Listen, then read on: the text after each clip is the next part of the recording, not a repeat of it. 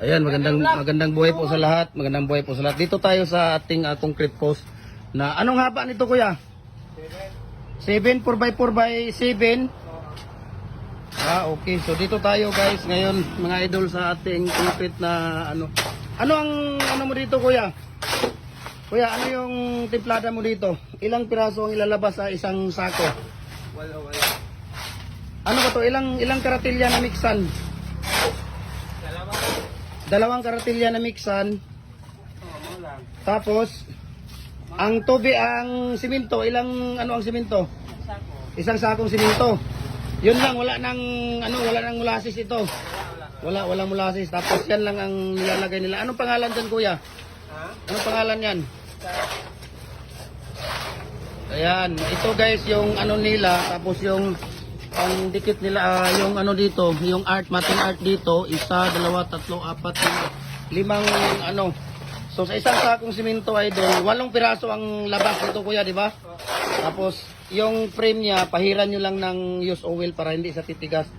Ayan, tingnan natin ang ano ni kuya. So 8 piraso ito, 4x4 by 7 po ito. 8 piraso ang labas sa dalawang karatilya na ano, na buhangin. Mixan ito, ano, may kasamang mga bato. Ayan, tingnan natin si kuya ang pagkakalagay niya. Ayan.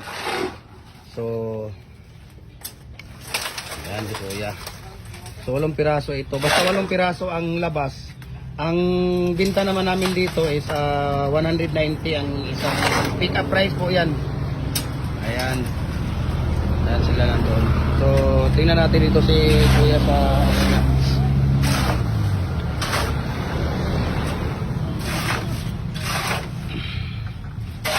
yung mating art ninyo, kuya, sa concrete, ilang ano yan? 8mm na kabilya ang gamit dyan at saka tie wire number 16, di ba? Tapos ilang ano yan? 1, 2, 3, 4, 5. Ayan, 5 ano idol yung nasa yung vertical niya. Tapos yung horizontal niya 2. Ayan lang. So ganyan lang tayo. Ganyan lang kami gumawa dito ng concrete post. Ito yung concrete post na ano. Pagka number 6, kuya, ilang piraso ang labas sa isang sako? Ha? Siyam pa rin ang labas. So parehas lang din ang presyo. Ayan, tingnan nyo kung paano ni kuya ginawa yung concrete post. Ayan. So ganyan lang talaga ang pagkakagawa ng concrete post natin.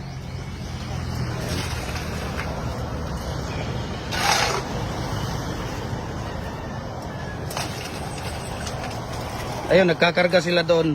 Idol, ayun o, tingnan mo. Busy sila sa pagkakarga ng mga concrete post natin dito. Ayun o, dami na nating mga...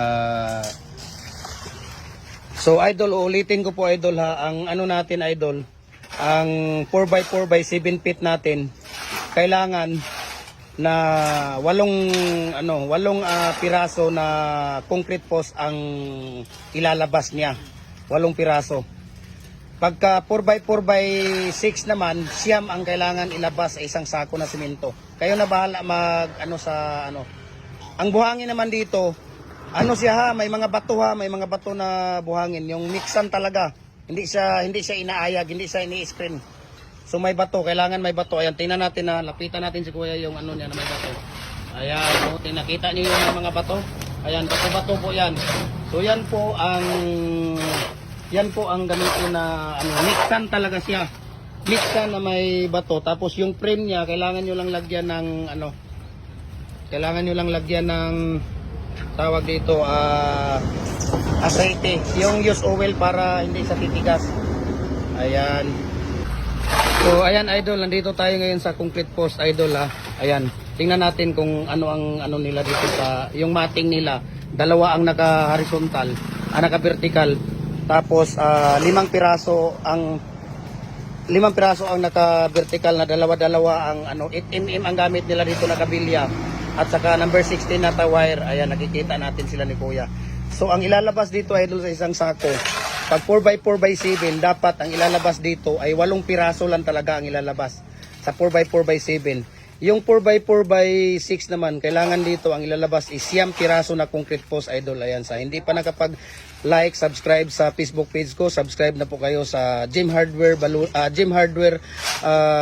ang Kuko Lumber, Balulang Brands, at saka Gym Hardware, Kuko Lumber, Kanituan Brands at saka sa Facebook account ko, Felix Tan Pagikan Jr. at saka sa YouTube account ko. Ayan, follow na po kayo sa hindi pa nakapag-follow. So, kailangan ang frame niya dito, lagyan nyo ng asayte para hindi siya titigas at madali lang siyang i-ano. Ayan, nagpapakita natin yung asayte na ginagamit lang ni Kuya. Ayan. So, ilang oras Kuya bago tanggalin ito Kuya?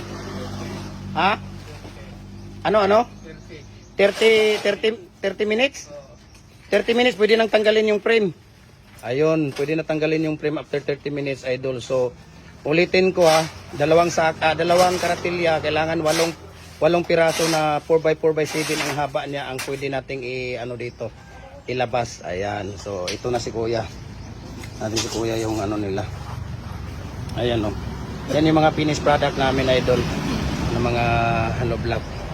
Concrete post. So, walang molasses dito, idol ha. Walang molasses ang halo dito. Marami tayo yung mga concrete post doon. Ang dami na oh. Ayun. Dito. Ayan. Ayan. So, ang dami oh. Tingnan mo sila ni Kuya. Nagkakarga na sila dito. So, kung bilangin natin idol ha. Kung bibilangin natin yung bibilangin natin yung naka-vertical dito. Na ayan oh. Ayan natin ha. Ayan oh. Ituro mo nga Kuya, ituro mo nga yung yung kabilya, yung pinakadulo, yun nandoon sa dulo. Yun nandoon sa dulo. Isa, then dito 2, 3, 4, 5, 6 na tagdadalawang naka-vertical siya at saka yung naka-horizontal dito, dalawang piraso lang. Ayan. So yan po idol ang natin. Yung frame naman niya dito, ito lang ang frame niya yung gawa namin sa steel plate. Ayan, yung frame na gawa ng steel plate. So, ayan. So, okay na po sa inyo yan. At least meron na kayong idea dito. Ayan o, tingnan mo yung tingnan mo yung gawa ni Kuya na papakita namin sa inyo. Ayan o.